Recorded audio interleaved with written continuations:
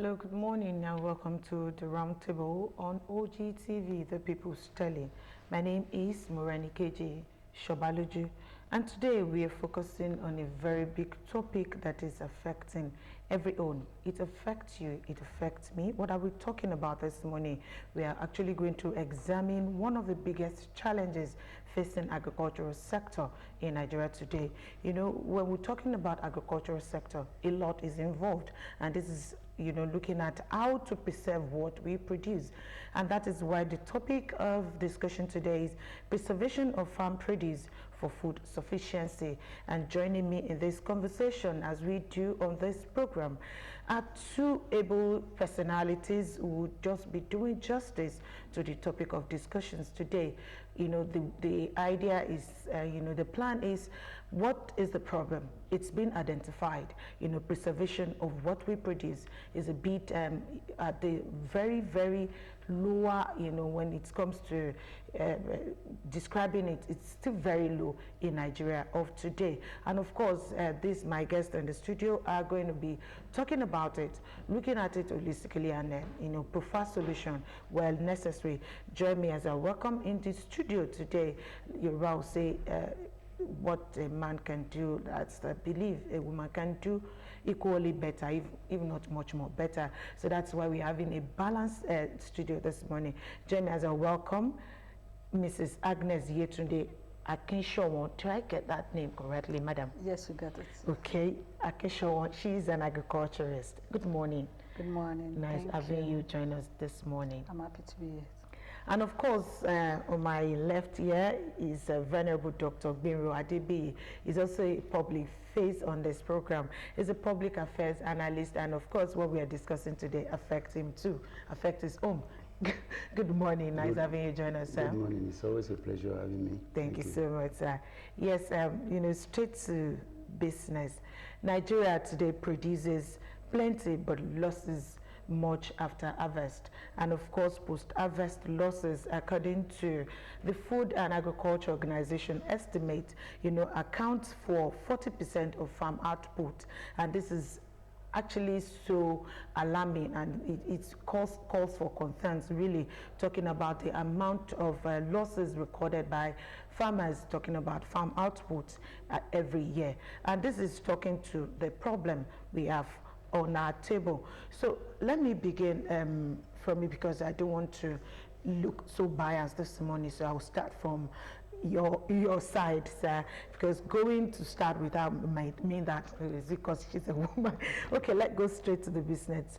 The farm produce and the situation in Nigeria.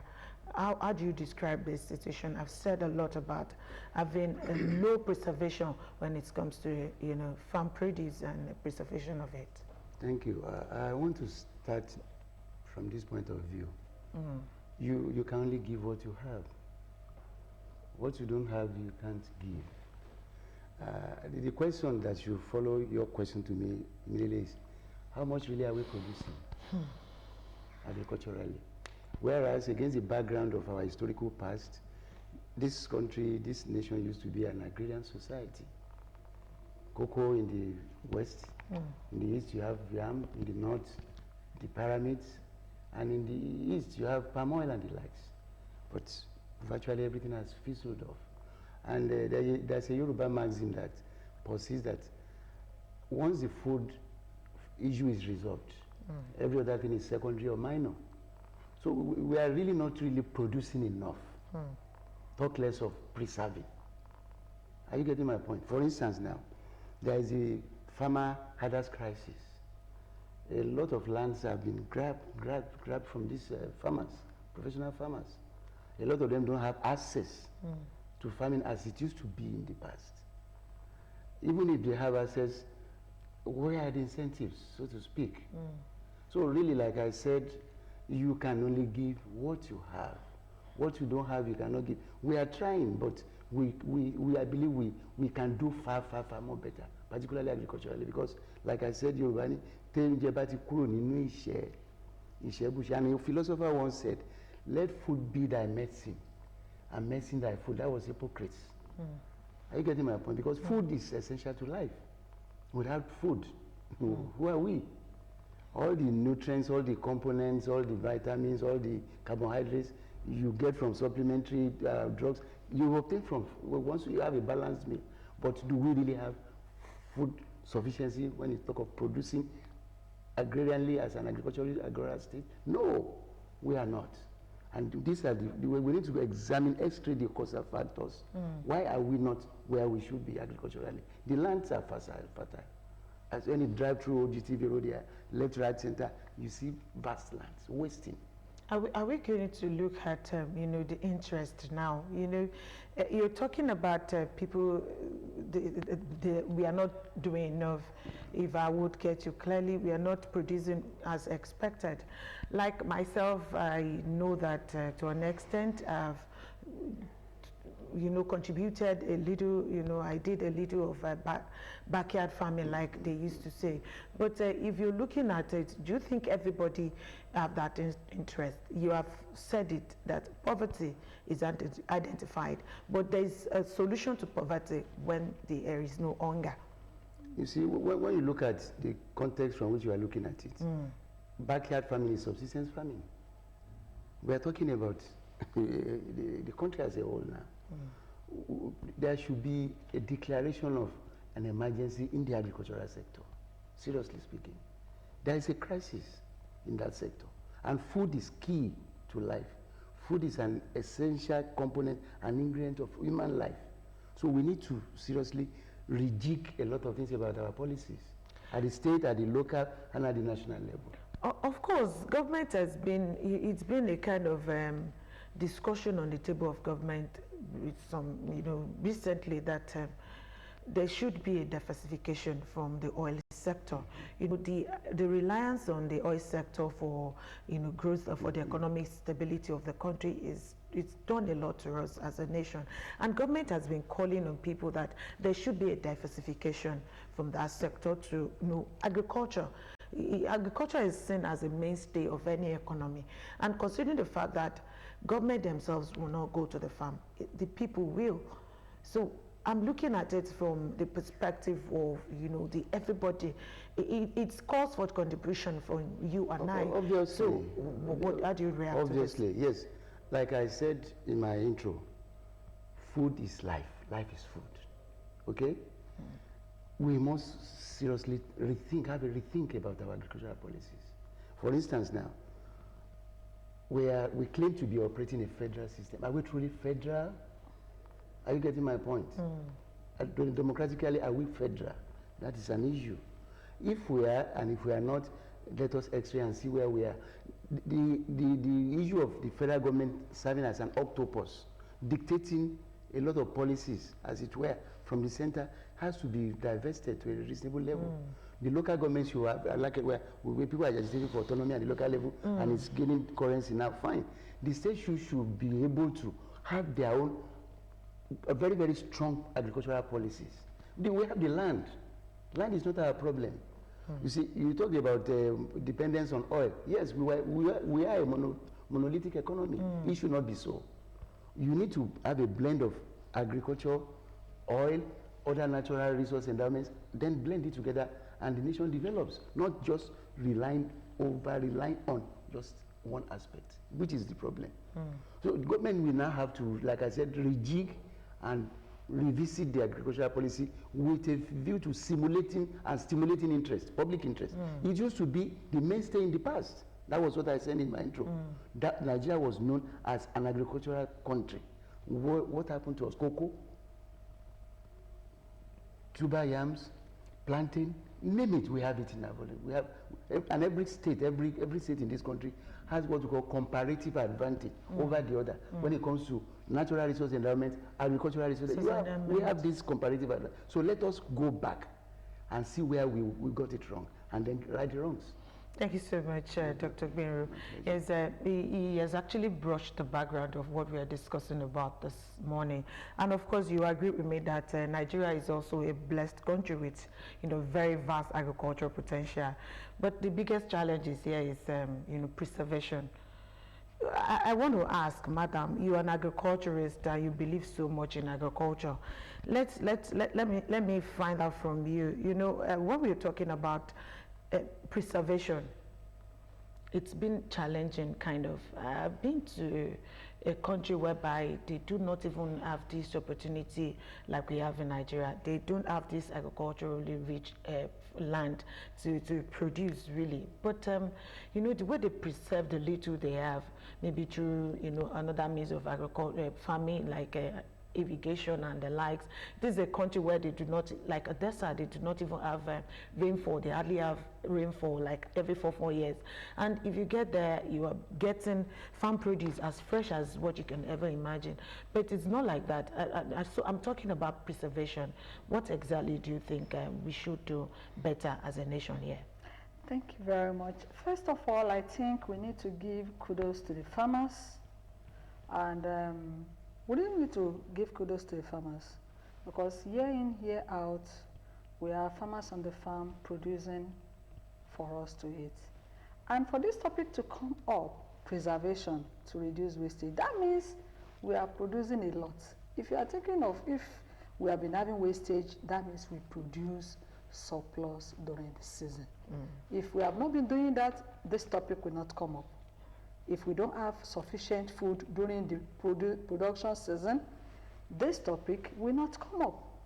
So to show that we really need to, it's a very important topic, because we produce so much during the cropping season, but after the cropping season, we don't have food again because we couldn't stop. Exactly this challenge. The challenge, according to Farmer Sampson, he said farmers are subsidizing food with their poverty. And that is the reality. You will hardly see an average Nigerian that wants their child or ward to go and study agriculture or to become a farmer. But the narrative is changing. Then another challenge, what I picked from Daddy, is that we don't have data. We don't have record of what we are producing in Nigeria. The game has changed. That we rely on oil, maybe at the top, but the game has really, really changed. We don't have data to let us know what we are producing currently in Nigeria, or maybe the publicity is not really there. Because if it is, I'm sure that we will not, the intro will not be like that, because I can assure you, even as I'm talking now, for the past 3 years, we are having young men and women between age 18 and 29 being trained every 3 months on food production. Even the last batch of 12,000 youth is being trained currently, right in Ogun State here. They come from all over the country. And the interesting thing about these young people is that immediately they complete their training, they go straight into the farm. I see them every day. I interact with them. I buy products from them.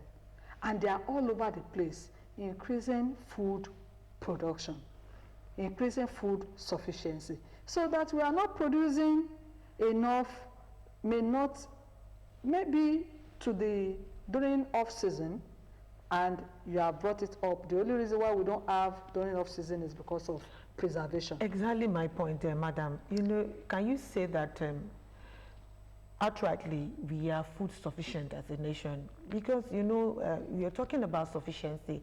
It's one thing for, you know, to have higher number of people going into farm. I am a farmer myself. I have a little that I am, you know, my plantation, so I'm growing cassava, I grow vegetable. You know, these are little things that I think, you know, I found loving to grow myself, and I'm doing that. And you are just saying that there is increase in the number of persons going to farm, and still we are not food sufficient. That is where preservation comes in. So I want to say that maybe there is a challenge somewhere, because why do we have lack of, you know, food? Why are we at the stage of lack of food during off season? Why do we continue to experience that? Yes, we don't have food sufficiency yet, and the reason is because we lack preservation. Not that we are not producing a lot of food in Nigeria, but we couldn't carry it to the next season because we lack preservation. And this is a very, very important topic that you have brought on today. If we are able to preserve our food to the next season, I can assure you that we are going to achieve the food sufficiency faster. Because most farmers, even though people are coming in every day into farming, the elderly ones that have been there, the seasoned ones, are coming out because they get frustrated that when they produce, they have to just, sometimes they abandon it at the market because the product has flooded the market and the price has dropped drastically. If you go to the next village market, farmers market, you will see what they are selling currently, basket of tomatoes and peppers. But come March next year, April, you will buy 5 pieces of Frodo with 1,000 naira. Now you can buy with a basket. So that brings us back to the preservation that we are talking about. Madam Akishon, let me now ask you, what simple and affordable preservation methods do you think farmers can adopt? Because we still need to go back to preservation. We do not want to continue to experience this off-season hardship because it becomes very, very hard once the season is gone. So how do we continue to have, at least, if not going to be as surplus as we have it during the season, we should be able to at least have it bearable at a level that, you know, can be so bearable for people, because we are talking about economic hardship. If this is added to, you know, the food, these are things we produce, and it shouldn't be a problem. So what affordable preservation methods do you think farmers can adopt, especially during off-season and in the rural areas? During off-season, farmers can adopt drying. I can tell you, well, I'm hopeful because sometimes the ends will justify the means. The government, I am not a politician or working, I'm a farmer, but what is getting down to us gradually with the current policy the government are putting in place, right from the federal government to the state level, I believe by next year off-season, we will start feeling the positive impact, especially when it comes to storage of food. On the individual level, farmers now, we are adopting drying as a means. Take for instance the pepper. Last year, I was introduced that, oh, you can dry the rodo. I said, how will I get the taste back? They said, just boil it. I boiled it. I bought baskets. I boiled it and I dried. I practically forgot it in my store until I started buying small pepper, and I was like, you have something at home. Trust me, I never believed I could get the exact taste back. Wow. It was marvelous. And that makes me to look forward to the period of abundance. I'm not bothered. I will buy again and preserve it, knowing fully well that until the next production season, I will have my pepper. Likewise, they do the same thing with tomato. Currently now, Gary is as cheap as anything. Very, very surplus in the market. Why? Because we have people producing, a lot of farmers producing. So some are wise enough to start adding value to preserve, and when it's not available, we'll bring it out. If you come to Awowo in Ogun State, we have Solace Farm Lab. Currently, storage is one of their major arm. They do freeze drying. They do freezing. It's a big farm. They produce vegetables, peppers of different types of vegetable. Mention it, ginger, tomato, anything, just mention vegetable. Green pepper, bell pepper, and they are into export to the package. So they are into preservation. Now, the Ogun State government supported farmers, I think for the past 2 years or 3 years. There's a program that came up, Ogun State Economic Transformation Program, OGSTEP.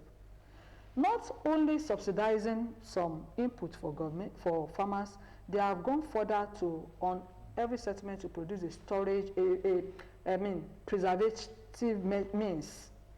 Take for instance, on my own estate, we have solar dryer being installed.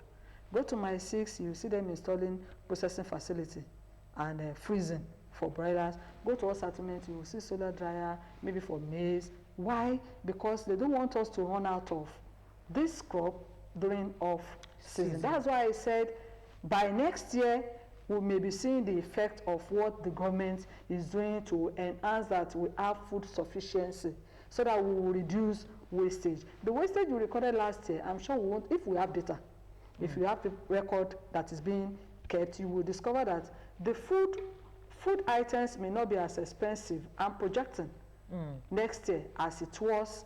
In fact, this year it was not even as expensive as last year, if you recall. The price of pepper this year, early this year was not as expensive as last year. Why? Because a lot of adoption in preservation is coming up gradually. And before you know it, it's going to seep around everywhere, and we will all be able to preserve our food very well. So we should give it to the federal government and the state government for the little effort they are bringing. Not enough, but it is a starting point, and we're getting there. Thank you so much. Dr. Adebi, let me come back to you now. You know, talking about government policy, like you have said in the background of our discussion, do you think government policies are encouraging investment in food preservation? You know, he has stated a lot of means of preserving our foods. He has stated a lot about what government has been able to do. You know, when you do not have the opportunity to know, this is the platform that creates the opportunity for people to have an idea of what is going on in the background. So how can you, you know, your own way, explain, and what do you think government policies are? Do you think these are encouraging investment in food preservation infrastructure? Talking about the solar, talking about the drying machine, do you think it's encouraging? You know, I'm talking about private investors now. Thank you so much. I quite appreciate our submissions. If you feel, perhaps you might have thought I was a bit critical, you know. We have to be critical to get to the end point. And I'm happy you have raised some fundamental issues. One, interest stimulation, particularly among the youths. You see, we have a very large number of the young ones roaming the streets, a lot of them. I'm happy about the figures you have given, about the training programs and the like. We can still do more. I know we used to have farm settlements here. A case in point is at Eweje there. You have it in other places. So government should, like that's why I said, from the local, state and national levels, there must be a rejig. There must be a kind of revolution, because food is life. We are here because if we have not eaten now, we are going to eat. If we are not well fed, obviously you will know. So food is an essential component of life. No government toys with it. I used to know in the past, there are silos, what you call silos.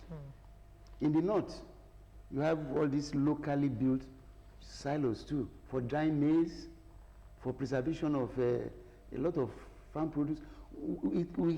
Agriculture has now been technologized. Let us apply the technological approach. You mentioned solar, beautiful. We can still go further. I know I have some takes here, salt drying. Because I Googled and I took some notes, irradiation or something like that, cold freezing and the likes of it. If countries like Japan, as a case study now, about 70% of the land in Japan is mountains, but yet they are agriculturally self-sufficient. If America, Britain, Germany, France, and the likes are agriculturally, we should be able to, at this age and time, having attained our independence years back, since 65 years ago, we should be getting somewhere. I'm happy, but something is wrong with our planning process. The planning process is a bit shaky. We need to rejig it as well, so that information dissemination is key. What to do and people don't know, and the impact is not felt. And I'm happy you raised that point. The end justifies the means. It is when I begin to feel the impact on my table. I'm not the type of man that goes to the market to buy pepper, salt. I know for my wife, no, she brought the buying. Maybe I'm a bit detached from the practical experience and exposure to the market scenario. But notwithstanding, at least I know when she cooks, and when I give money or we contribute money to do things, I know what we should expect. Things are still relatively expensive, as it were. But we need to look at that area. Preservation is very fundamental. I'm not talking about organic now, because some people go organic, and I'm not a fan for that. We have to naturally, if you said you had an experience, you bought Rodo and you parboiled it and you dried it and you could still get beautiful. Let us be ingenious. Let us localize, let us domesticate these preservative methods, and let us enlighten and educate the public and the citizenry so that they can know what they can do. When you buy enough pepper during the season, off season, you still have something to fall back upon. Education is very key. Enlightenment, awareness is very fundamental. Thank you so much for that beautiful input. Of course, I said it before I put my question to you, that exactly my point. These are programs that, enable people to know. When you are here saying it, those that are not aware would also, get some bit of information. And exactly what Mrs. Akishon had done for us today, speaking about the improvement in the agricultural sector, especially in the state. And and this brings me to ask you again, Dr. Adebiyi, government is trying. Government is putting everything together to ensure that we have food sufficient in terms of agriculture. And of course, we cannot rule out the impact of a private partnership. There is this public-private partnership approach that actually improve what we are talking about, food storage system. How do you think government should do better in this area? Bringing in private sector to ensure that there is high improvement. Talking about generally now, there is high improvement in Nigeria's food storage system. I'm happy she raised she mentioned that there's a kind of a storage facility there, solar, preserving. You see, government should divest a little from direct involvement and investment in agricultural matters. Encourage and empower the private sector to do more. Energize them, revitalize this sector. Because government business is nobody's business.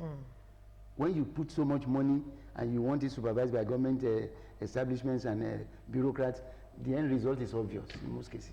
A lot of us are retired civil servants. To assist civil servants there, doing fine though, but it is always advisable, particularly given the context of the present age and times.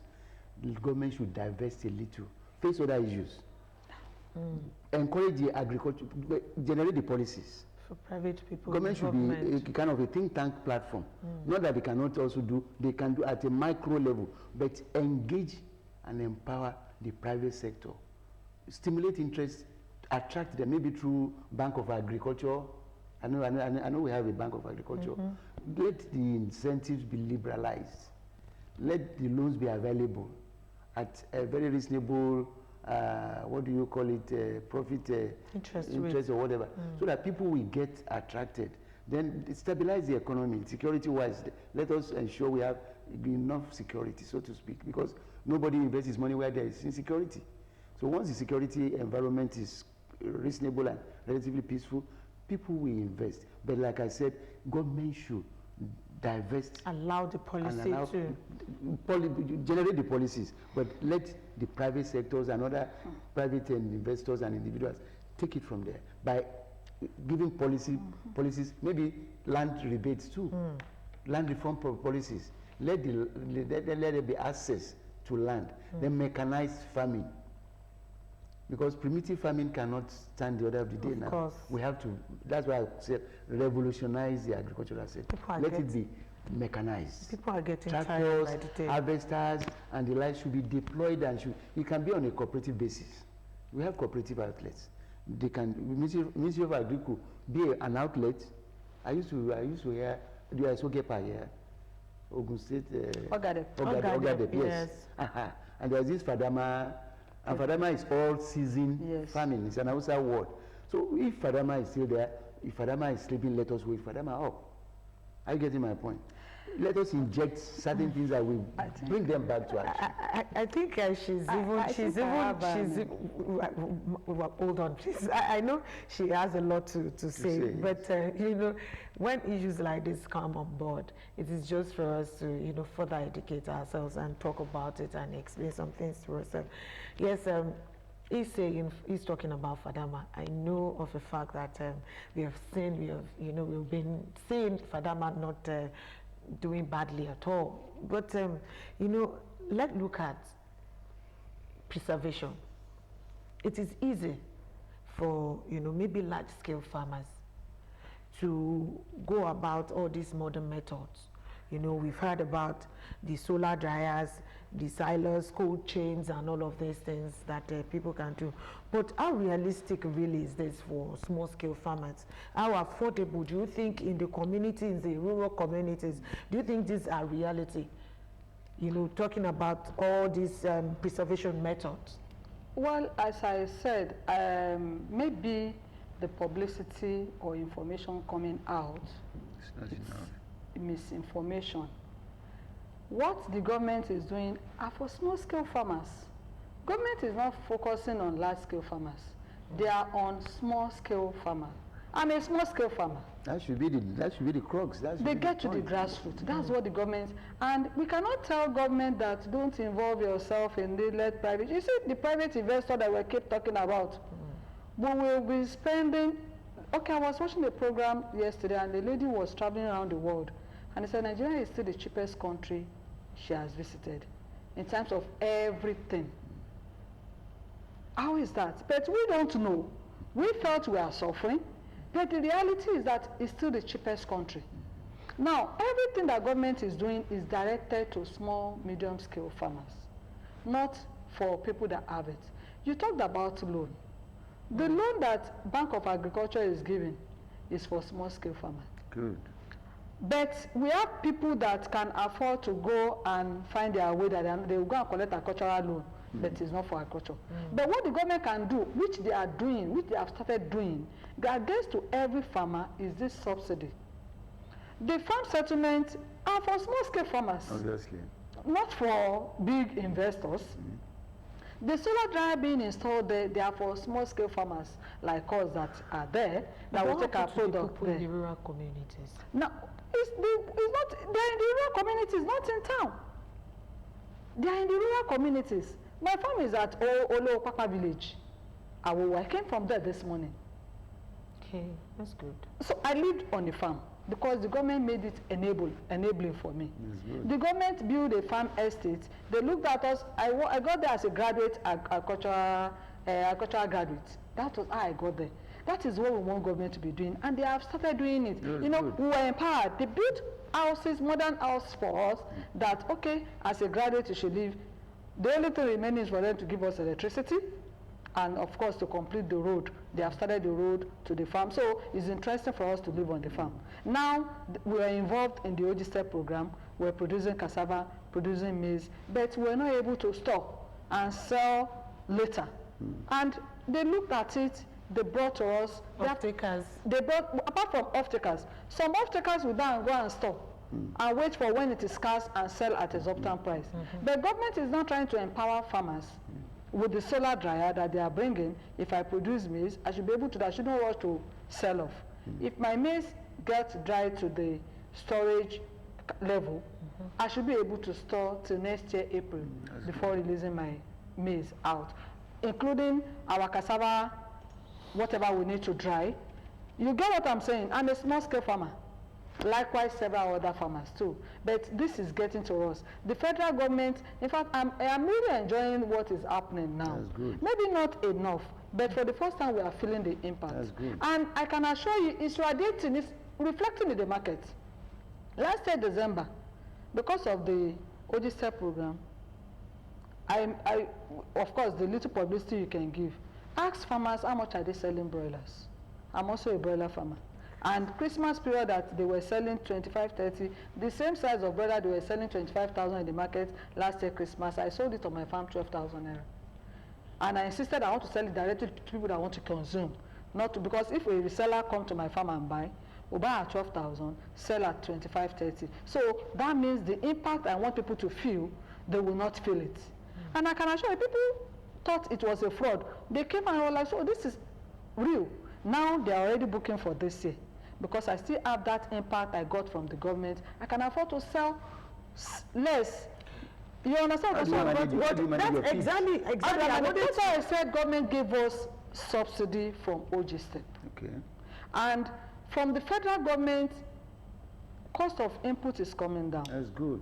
As at last year, a bag of broiler feed was 26,000, going to 27,000. As of now, we're having, some are even selling as low below 20,000. It should reflect in what we are selling.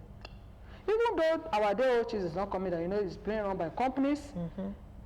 Even the feed mill, the feed we are buying, we're expecting to come lower because what the federal government has done, we expect to have crashed lower than what is still there. But I can assure you, it's having little impact unlike last year. The cost of things in the market is not like what it used to be, unlike last year. And I believe that by next year, it's going to come down further. For the past 2 months, I've been eating ofada rice. Do you not think that, Mr. Akishowo, you're saying this because maybe you're directly benefiting? Anyway, yes, this is, you will reply later. The program is Roundtable on OGTV, and what we are looking at is preservation of farm produce for food sufficiency. You can also be part of this conversation. The phone number is there on your screen, and I've had in the studio with me a public affairs analyst and of course an agriculturist. We've been dissecting this matter. We've been looking at, the better way to, remain food sufficient as a nation. Mr. Akishowo, an agriculturist, and of course, Dr. Benro Adebiyi, a public affairs analyst. I've been looking at it holistically. You can also, we have Kunle calling from Abeokuta. Hello, Kunle, good morning. Good morning. Good morning, Kunle. Nice having you join us. Please turn down the volume of your TV set so that we can hear you clearly. Okay, thank you. So I have a question for the woman beside me. I think I love what she has been saying about the whole process of government in this farm something. If, for example, I don't have anything I'm doing for now, and I want to have a name with her, or not, I can go on about farming. I'm over 40, in my niches of 40, and if I have this change, how can I come in? If I have interest in this kind of farm, because you have done something that I like, then you even have a farm settlement and somebody can at least stay and be comfortable with this farming too. I school in the University of Agriculture, I studied about chemistry, so I have nothing very presently. But the way it's talking, I think I'm picking interest of. I can also do That's good. So how can I get to be involved in all these things? You have to let people have this information. Some people don't know anything. But when you are talking, you are making sense and you are giving vital information to people that don't know what to do.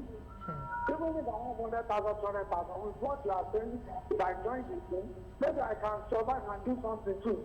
So I would love if the number can be given up, we can talk to and meet up later, so that we know where some people like us can start. That's what I want to say. That's my point. Thank you so much, Kule, for your contribution, and that is noted. I'm sure she's also here. She would reply. Did you get that? Yes, I got that, Mr. Kunle. I'm glad to hear you're from FUNAB. I'm also an alumni of UNAB too. Like I said, the estate I am on was only one of it in Ogun State, model farm estate. We have other estates, but this one is a model farm estate. And the government that established the estate had it in mind to have it in all the senatorial districts. So it's just like a pilot project. Unfortunately, they only did that one. We have other farm settlements. If you are interested in being on a farm settlement in Ogun State, simply go to our Sheriff Agricultural Services Department. Okay. They will offer you where whatever is available, the different settlement that is available. Unfortunately, the housing there are not as good as we have. Like I said, that is why I said we should encourage government to do more. Because if you want the youth to come in, you should provide that enabling environment. As I said, we don't have electricity on our farm, which is a minus. We are giving ourselves electricity, putting solar for our lighting and all that. But if the government can also go further to help youth like Mr. Kunle, build standard condo like we have in Awowo. We have a room self-contained, room and parlor self-contained. For us, we have people that have established families there. They came in as bachelor, they are married, they have children, their children are going to school from there. We are comfortable there now. You understand? So we want government to have similar farm estates across Ogun State. So without that, you can still go to farm agri-services. Thank you so much. We have a call now.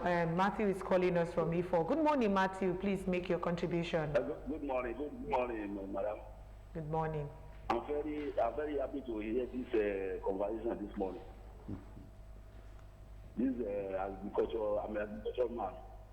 Thank you. And I want to know the number of this madam. If you do on your side. Okay. You mean our phone number?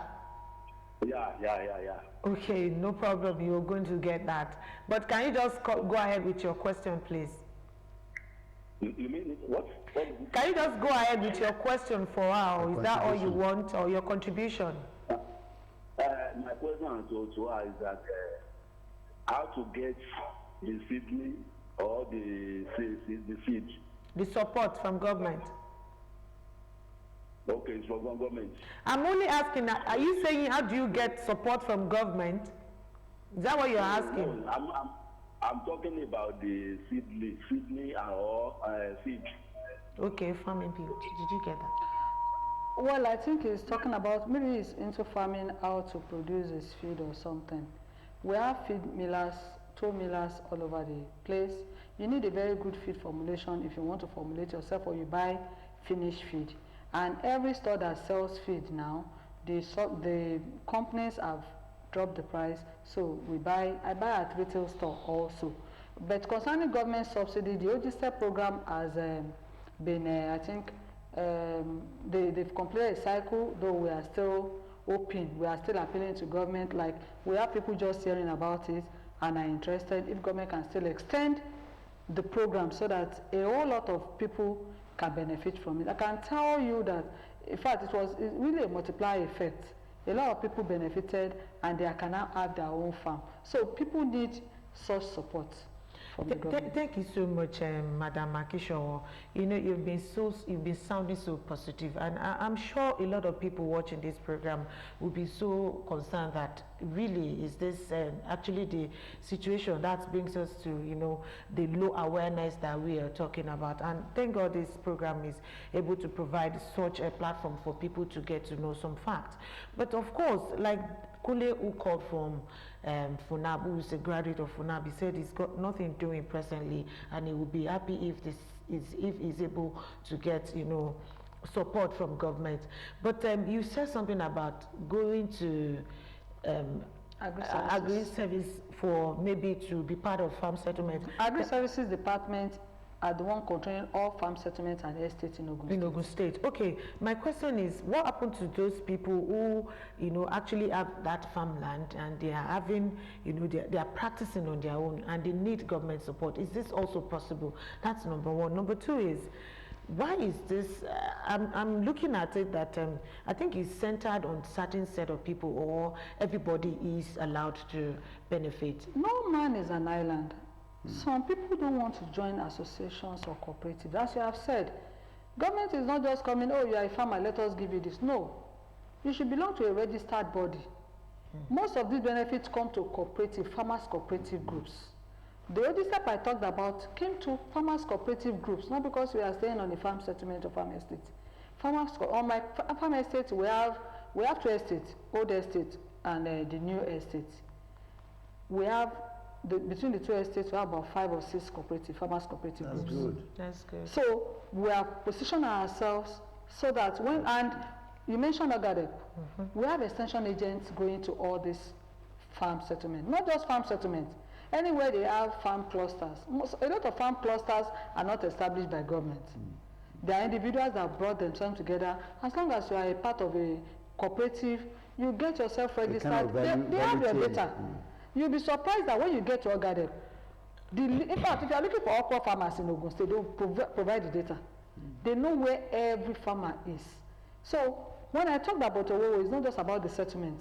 A whole lot of farmers are in Owowo, but they belong to different cooperative groups too, and extension officers get to them. So when you join yourself with a farmers cooperative, it is easier for you to benefit from government subsidy or grants when you belong to a group than as an individual, because you need a form of identification to prove that you are not just going to stay on somebody's farm to post and claim that you are a farmer.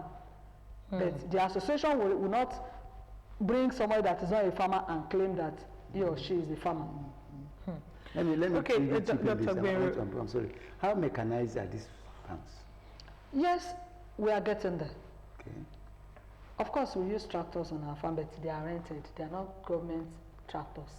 We have individuals that are into that business, that they bring and we use for our work. We have some that bring ridges, bring planters that we use on the farm. Do you understand? But that is where government have bought some tractors since last year, and they've been planning to give to us, but we are still waiting for government to give us. Yes. Well, we're still on preservation, really. You know, this is the major problem that has been identified as why we are just not in food sufficient enough as a country. But let me now ask you, Dr. Gbero, how do you think the impact of poor preservation has been on the nation? You know, I've said it that most of the challenges is just lack of preservation. We are producing, but according to Food and Agriculture Organization estimates, post-harvest loss amounts to 40%, and that's a whole lot. So of what effect do you think, of course negative, but how do you think we can, you know, undo this, and how, you know, best do you think government can intervene, and what are the effects you think really there for, you know, poor preservation? No doubt the effect has not been too encouraging, so to speak. But again, I would just want to, I'm happy she's an agriculturalist, and the thing is, like I said, let us localize. Let us be indigenous and indigenous. Again, indigenous and indigenous. Let us begin to do a lot of research, localizing our peculiarities, our experiences, and then allowing it to percolate to other sectors. For instance, your method, the method you said, the Brodo method, very instructive. It got your attention. Yes, really. very instructive. So let it go around. Create a platform, maybe through your association, through which you can enlighten widely, aggressively, because what people don't know, they don't know. So you as a person, and you are in the front, you are in the forefront of this revolution, and you are really, really commending government efforts, and I give you kudos for that. But it will not achieve the desired end until we allow it to percolate to the real farmers. Thank you so much, Dr. Gbero. Mrs. Akishowo, considering the level of you know, advancement in technology, mechanized farming is just the way to go. Nobody wants to, like I said earlier, that I own a farm, but if you ask me, I don't go there. I can't really, you know, I have to actually pay to get the work done. But before we end this program, because we are coasting home now, we're already coming to the end of the program. The mechanized farming is something that is is the way to go, and is still not in practice as in the country, especially in the state. You have mentioned it here now when he asked you that question. So I'm putting it to you that you have the opportunity of meeting the maybe Honorable Minister for Agriculture or Mr. President. What would be the challenges? What would be the first thing you put on his table? As I have said, the first thing we've also put forward is how to mechanize our farm. That is what I will first put forward, because labor is not available. I was supposed to farm 10 hectares this year, but because there was no labor, I was only able to farm 2 hectares because there was no labor to work on the farm. I have a plantation that I'm managing. Not to even weed the farm is a challenge. You understand? So that has been number one. And secondly, you talk about storage. Of course, mechanization, everything comes under mechanization. We are still talking about the storage is not enough. We need more, so that we will not just be selling, farmers will not remain poor, because we will just throw it away and sit down and wait for another season. No, we need that mechanization to be able to cultivate all year round. Then we are also talking about price standardization. If government can come, like we have MTN selling a charge card at the standard price, let food also have standard price, so that we'll not be having all this fluctuation in prices. Thank you so very much. And you know, like they say, time is no longer a friend, and we have to go on the show today. Food sufficiency isn't just about producing more. It's about preserving what we have. And with better technology, smarter policies, and collective effort, Nigeria can ensure every harvest counts. And on that note, I want to say a very big thank you to my guest in the studio today, Dr. Adebiyi. Thank you for your input. We really appreciate you. Always a pleasure. And thank you, Mrs. Akishowo, for all that you have, told us today. We are glad you're here on set to tell us this. I'm glad to be here too. Thank you so much. Yes, my own name is Morenikeji Shobaloju, and we are calling it a date on the program today. Join us again next week. It is interesting that we know that we can all go back to the farm and ensure that every harvest count. Until next week, join us again. My name is Morenikeji Shobalojo once more. Bye-bye.